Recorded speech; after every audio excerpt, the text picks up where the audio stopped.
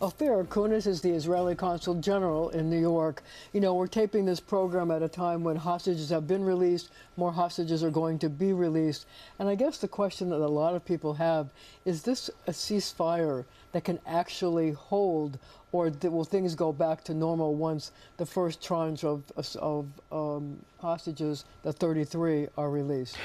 First of all, we are so happy to see our people with their families in their homeland in Israel. We talked about it in our last meeting, that we want the hostage deal, and the other side don't want. I'm talking about Hamas. You have and some pictures. I brought a picture. It's Agam Berger. Agam Berger, she kidnapped from a military base in Israel on October 7th, and she was the last to release. They released her friends, and she was the last to release. And she wrote during the flight from the military base to the hospital in Israel, "I kept the faith, and the faith kept me." This is very emotional. I want to say something to Agam. Agam, you're an Israeli hero. You're an idol. We all admire you. I'm getting the chills from you saying that. So tell me what it means to the people in Israel and to you as an Israeli that the hostages are finally coming home. It was very difficult. It was like, under the Gaza Strip, it was like in the tunnels, most of them held actually in the tunnels that the Hamas digged in the Gaza Strip for the last 15 years. It's very difficult to hear the stories. You know that we met here in New York, Mia Shem.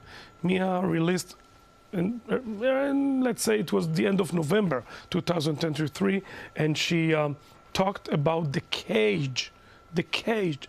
Actually, they kept her in a cage, in a tunnel. This is horrific. We can't, you and I and our viewers, we are living in the year of 2025. In New York, all around the Western world. It's hard to imagine. It's hard to imagine that human being like the Hamas terrorists can, behave like this. Maybe some of them are not human beings. I don't know. So I wanted to ask you, apparently Omer Dosser, who's the spokesman for Bibi Netanyahu, did an interview with the Jerusalem Post where he said that the hostage deal wasn't a failure, but it came at a price for Israel. Can you talk about that? I will tell you, first of all, we are very happy to see them. It's very emotional. But I must be honest with you, it's very complicated. It's not it's not an easy deal. The previous one, the first one, was much easier because, and I will tell you the reason with your permission.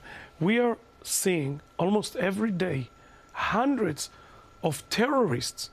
Actually, Israel released terrorists with blood on their hands. This is very difficult to a lot of Israelis' family, those terrorists murdered their families, their relatives. So it's like a Solomon trial, to choose between, that's right. So one of the questions I think a lot of people have is this. So there seems to be a discrepancy between the number of hostages who are released and the number of Palestinians that the Israelis released. The numbers that I saw were that the deal was 33 hostages would be released, but 735, I think it's 735 Palestinians were going to be released. Why is there such a discrepancy? Even more, by the way. How many more? Even more. Why is there such a discrepancy? It's something that Israel actually decided to do during the 80s. We called it the Jibril deal, when they kidnapped 3 soldiers in Lebanon and we released more than 100, and I think it was 1,000 terrorists then. So that's actually it's a huge problem. I can understand your question and the idea that it's not equal, that it's not 1 and 1. But why isn't it 1 and 1? I mean, you would think that it should be equal. It must be equal. Why is Israel so much more generous in terms of Israel is generous. We are a generous nation. We are a generous country, and we want them home.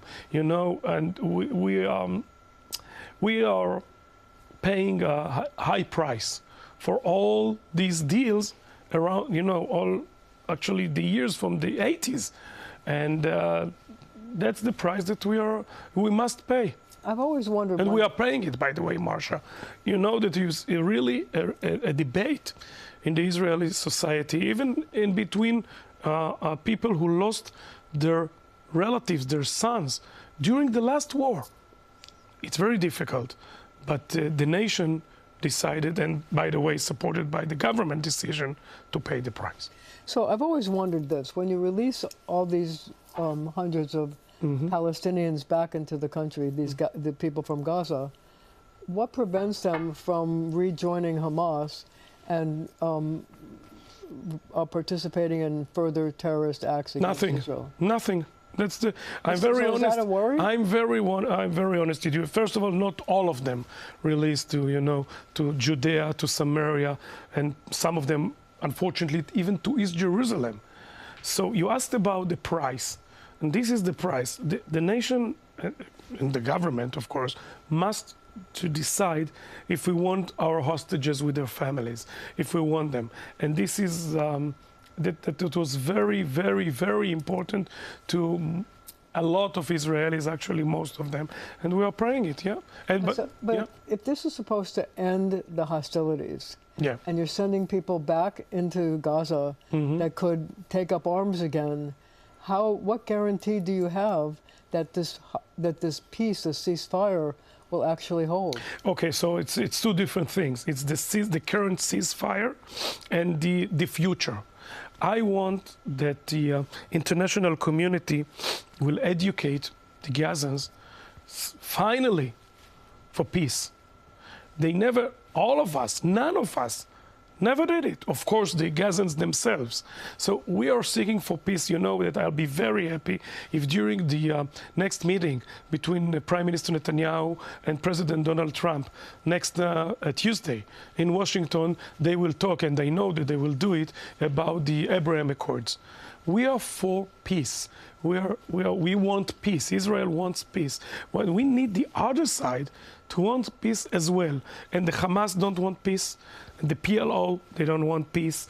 And our enemies. So we need to defend ourselves. So we are preparing ourselves all the time to the next clash with our enemies. This is the reality. I can be very naive. So I can sit Iran here and say, is helping to fund all these terrorist groups. No, the terrorist group, unfortunately, until the Ayatollahs in Iran, although they will be there will be terror in our region. The most important, I think, the biggest problem is the fact that the Ayatollahs are still there. They are actually supporting the Houthis in Yemen, Hezbollah, and Hamas as well, all of them. So I think that the most important thing will be that the Ayatollah regime will disappear from our world. This is the main problem. We only have about 30 seconds left in this section, but I wanted to ask you, Hamas leader Yahya Sinwar passed away, but his brother Mohammed has come back. Is there a worry that he's going to rejuvenate Hamas, even though there's a ceasefire? I will tell you something. Do you remember that you asked me about Sinwar, what we will do? And I quote the American, the American president and actually the Secretary of State then, Obama and Clinton, in their term, you caught bin Laden, you killed him, and you throw his body to the sea. That's what, by the way, we didn't throw Sinwar's body to the sea, but we'll defend ourselves. We know what to do. We have all the intelligence, and we'll continue to defend the people of Israel. Well, we're going to have to leave it right there for now.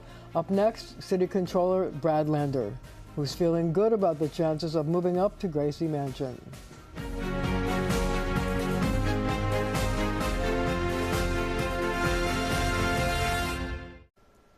We're back with Israeli Consul General in New York, Ofir Akunis. I want to talk to you about how things are going to change for Israel now that there's a new president in the United States. I know that Bibi Netanyahu the Prime Minister is meeting with President Trump on Tuesday. Yeah. What do you expect to come out of that? I will say, first of all, we felt the winds of change after November 5th. This is the reality. This is true.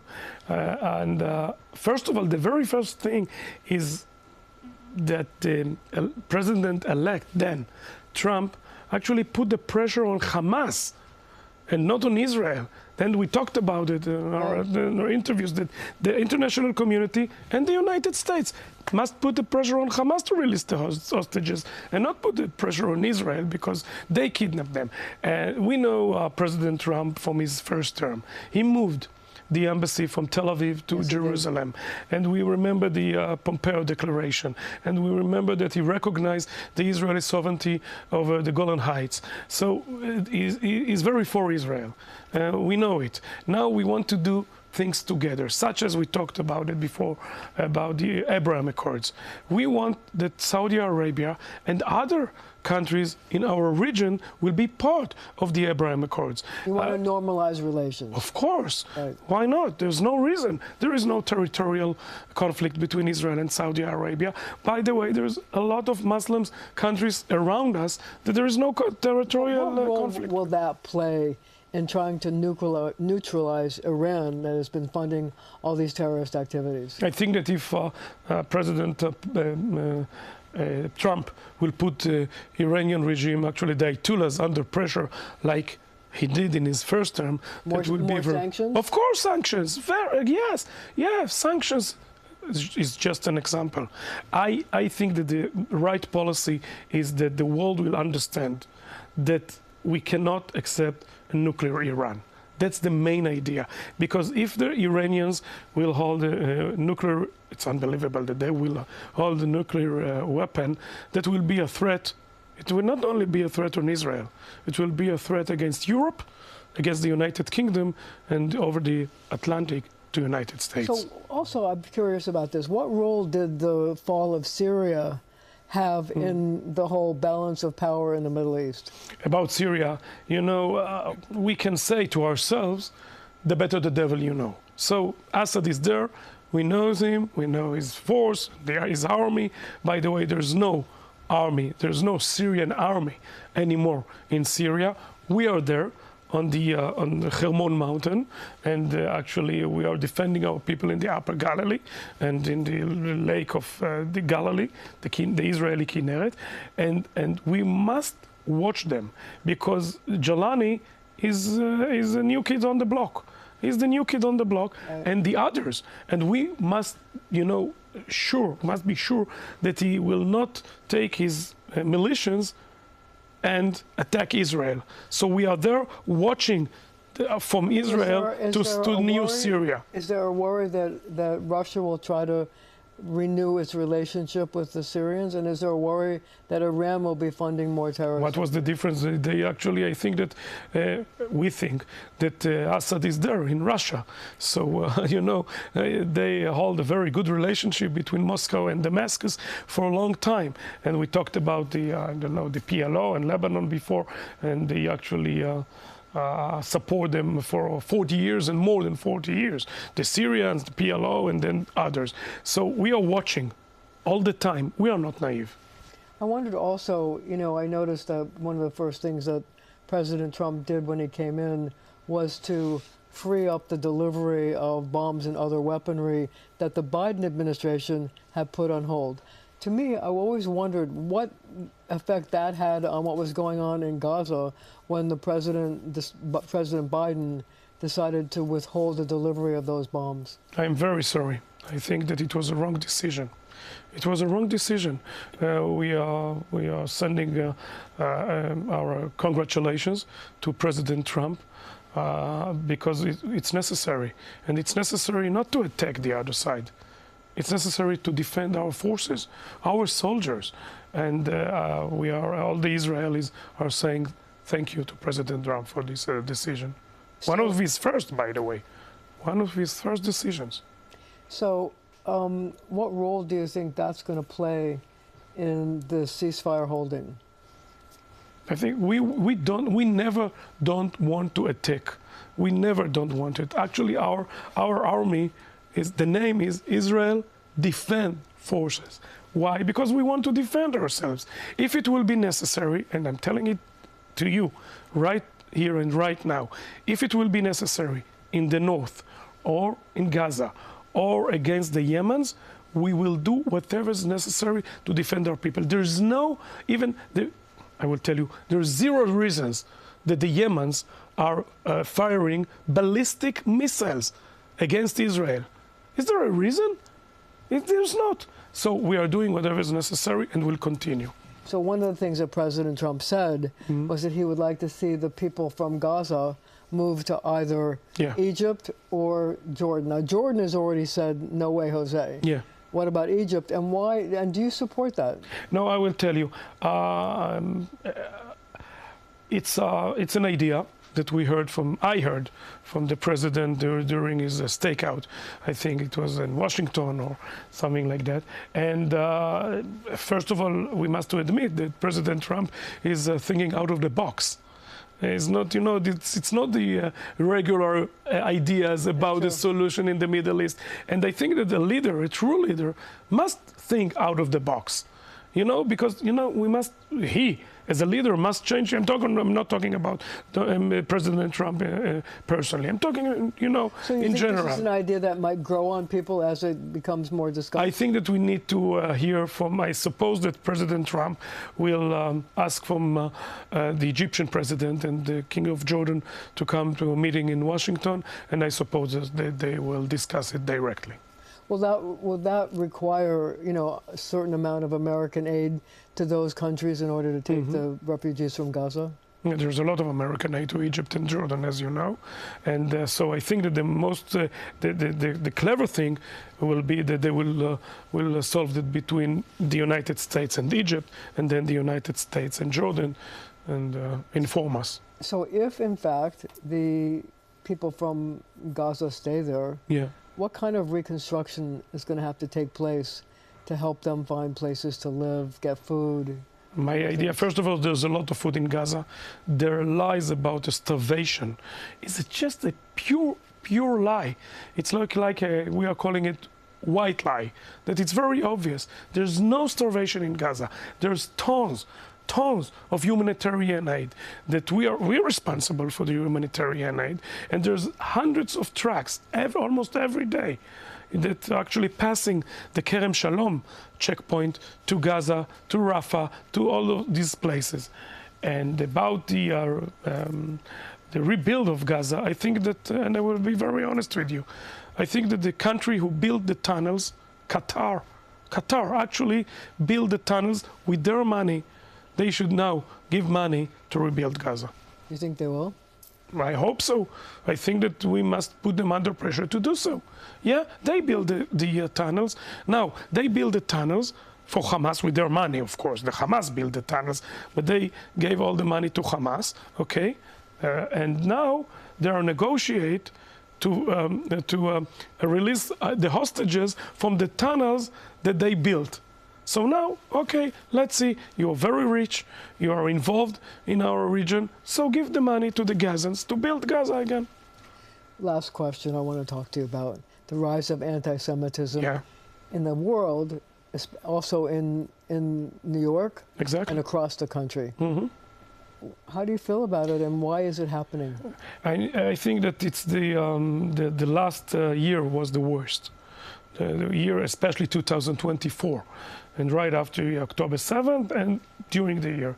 I think that the war made people feel more hatred towards the Jewish people? No, I think that it's a shame that after all these people saw the horrific pictures from our kibbutzim, for our communities, that the Hamas invaded and broke the ceasefire, chanting and yelling here, death to America and death to Israel. So let's say cynically, death to Israel, it's obvious, but death to America. So I think, Marcia, that this is a direct threat on the American society, not only against the Jewish communities, okay? And all the leaders, bipartisan, Democrats, Republicans, independent, must stand very strong against it, not only to condemn it, just I think even to find new rules, you know, to stop it.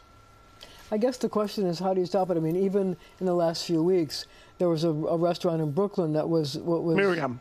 Was, the Miriam restaurant. where the front of the You're right. the windows were defaced with anti-Semitic slogans. I think that we need law and order in the United States, in the city of New York, and all around Europe.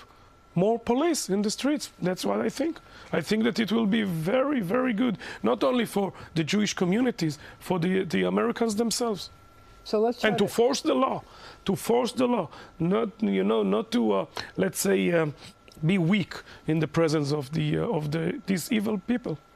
But to end this on a positive note, though, do you think the fact that the hostages are coming home and that there is this ceasefire is a positive thing, of course, and a positive message? And what would you like to say to the people of New York and also the people in Israel about what's going on now? So first of all, we always prefer peace, and we always prefer ceasefire.